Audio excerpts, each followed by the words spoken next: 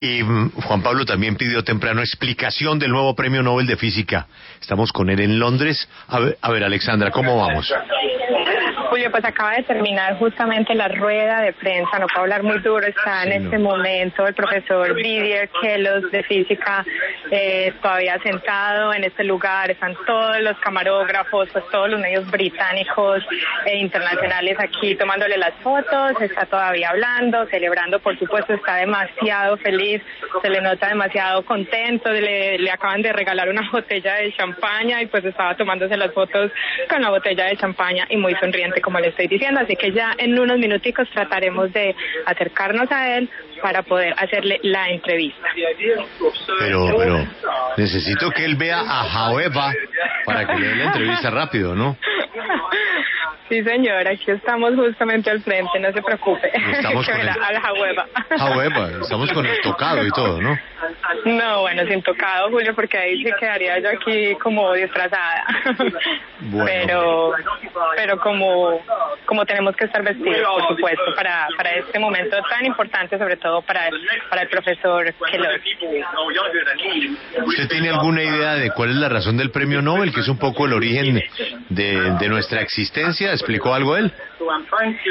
Pues Julio, es que la conferencia comenzó hace un rato, nosotros llegamos justo al final, pero lo que sí le puedo decir es que nos habló, por ejemplo, de Dios. Él obviamente no cree en Dios como la mayoría de los científicos, y esas son preguntas que le queremos hacer en un momento también, cuando le preguntaron, que me pareció muy cómico, y es que ni siquiera sabía cuánto dinero se había ganado, no lo tenía en la mente, supo que se ganó el premio, pero no sabía cuánto dinero va a tener él en su cuenta. Entonces, ¿puedo ir con Grace y vuelvo con usted, que tiene una denuncia rápida? Pues esperemos, vamos a ver, la verdad usted sabe cómo son estas cosas, Julio, al aire pues no se sabe si podamos tener 1 minuto, 30 segundos o 5 minutos, vamos a ver. Bueno.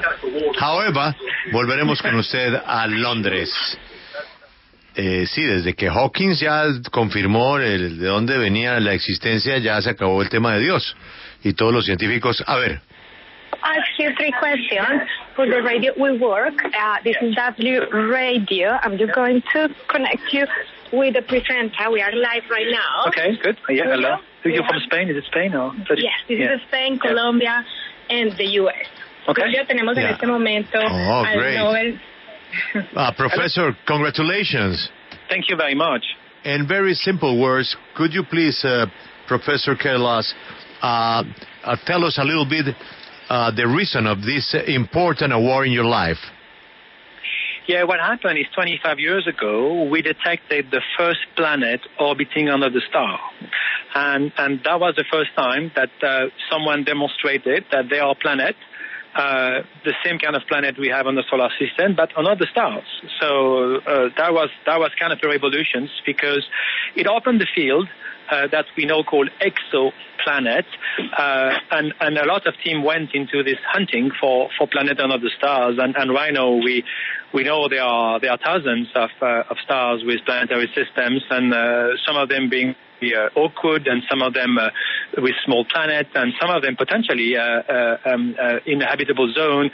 So I think this is what the Nobel Prize, I guess, acknowledge is this new field of research, an exciting topic, which is dealing with the planet in the universe, and eventually the question of life in the universe. So, talking about the question of life, Professor, after this study and other studies of very important professors like Professor Hawkings, definitely for you, God has nothing to do with the origin of our lives? We I think science left God at the time of Galilei, and I think it's good. I think it's completely disconnected. I mean, this science has fully disconnected for any religion. Science is addressing the evidence of the nature of the world.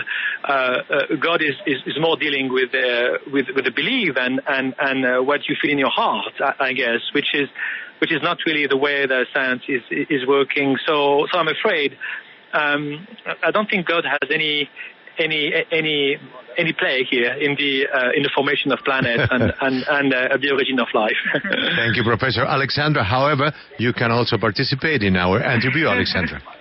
Professor, congratulations for this prize. And I would like you to tell me if it take you by surprise or were you prepared to get this phone call this morning? Well, frankly, I was not expecting this at all this morning when I woke up. I know that our name has been mentioned many times for the Nobel Prize in the last 20 years. But, there's plenty of other names for Nobel Prize, and there's so much great discovery. So at some point, I tend to just put that in the back of my mind and not thinking about it. So this morning, I was extremely focused into a scientific meeting, and I must admit, it absolutely caught me by surprise because I was not expecting at all this morning, and it's a kind of still on the shock because I still need to digest this.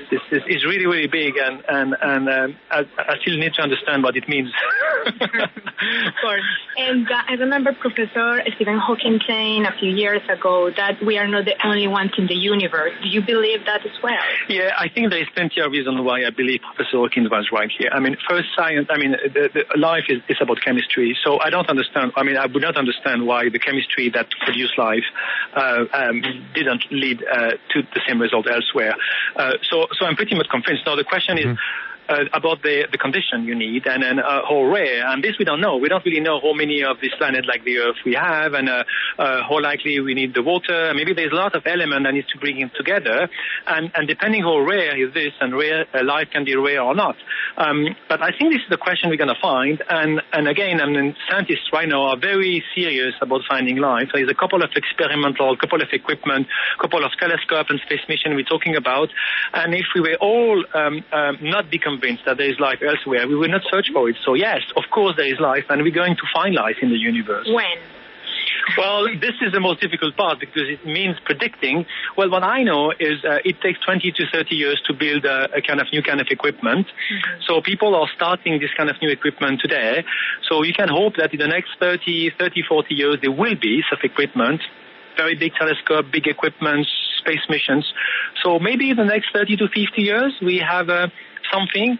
But science is full of surprise. Maybe someone already is doing it today, and tomorrow we will hear about it. So this is the beauty of science. It's difficult to predict exactly what's going on, but when there are people working on it, eventually you will get something out of that. Maria, you can ask a question to our Nobel Prize winner. Professor, congratulations first of all. And I'd like to ask you something about this exoplanet that you found, because you received the prize for your practical work, while another scientist, Professor Peter Goebbels, he received that for his theoretical work. How do these works, theoretical and practical, complement each other in scientific research? Well, both are needed because they tell you a different story each time. So it's a dialogue. It's a constant dialogue. So there is some theory that's being challenged by the observation of the universe, and the observation of the universe tell you what the universe looks like, and then you're trying to build a model of it, you're trying to make some understanding. So in the case of the exoplanets, what we found was absolutely unexpected. And there were no theory at all explaining the kind of discovery we made. But after the discovery, the theory have changed and people have adjusted, and now we have a much better understanding of how to form a planetary system. So it's a constant dialogue into science. And there is a couple of sentences that we're hearing when you are a student, which is, we can have a very good theory, but if the theory is proving wrong by the data, that's not a good theory anymore. So it's a dialogue and it's reflecting each other. So I'm glad that the Nobel Prize acknowledged this, the diversity of the approach that is needed to understand the universe. Professor, I have a curiosity. At which age that you were looking to the sky, you say, I want to know more. What is out there? How old were you? I think I'm born curious. I've always been curious since my early age, and my mother kept telling me I was always asking questions and doing stuff.